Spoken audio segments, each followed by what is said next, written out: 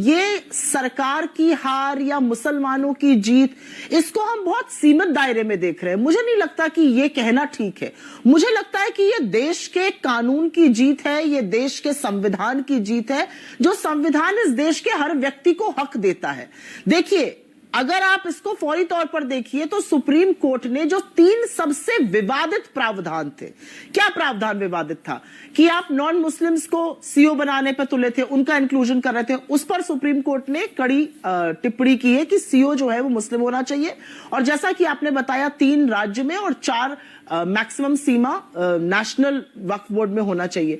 उसके बाद जो अनलिमिटेड पावर कलेक्टर को दी जा रही थी, उसको सुप्रीम कोर्ट ने कलेक्टर की पावर को सीमित करते हुए कहा है कि ये सेपरेशन ऑफ पावर का जो डॉक्ट्रिन है हमारा, उसको गड़बड़ करता है और इसलिए ऐसा नहीं हो सकता।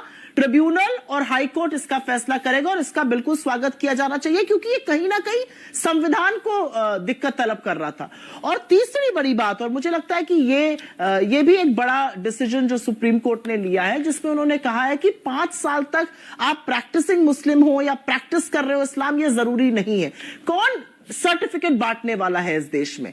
मेरे हिसाब से सुप्रीम कोर्ट ने इस पूरे देश को खुदने पर रोका जब उन्होंने प्लेसेस ऑफ वर्शिप एक्ट का जजमेंट दिया, और आज उन्होंने कोई भी ऐरा गैरा नथु खैराया और किसी भी वक्फ प्रॉपर्टी पर विवादित करके डिस्ट्रिक्ट कलेक्टर से एक्शन करा ले, उस पर रोक लगाई है। मुझे लगता है इसका स्वागत होना चाहिए। लड़ाई लंबी है और मुझे पूरे तौर पर यकीन है कि जो जीत होगी वो अंततोगत्वा इस देश के संविधान की होगी। जो संवैधानिक होगा वही रहना चाहिए। ठीक है। जो कानून के सबसे विवादित प्रावधान थे, और मैं आपको एक बात याद दिलाना चाहती हूं यहां पर, जब जेपीसी गठित करी गई, जब पार्लियामेंट में विपक्ष ने बोला, जब जेपीसी में सांसदों ने डिसेंट नोट दिया, वो ज्यादातर डिसेंट नोट इन तीनों पॉइंट्स पर थे।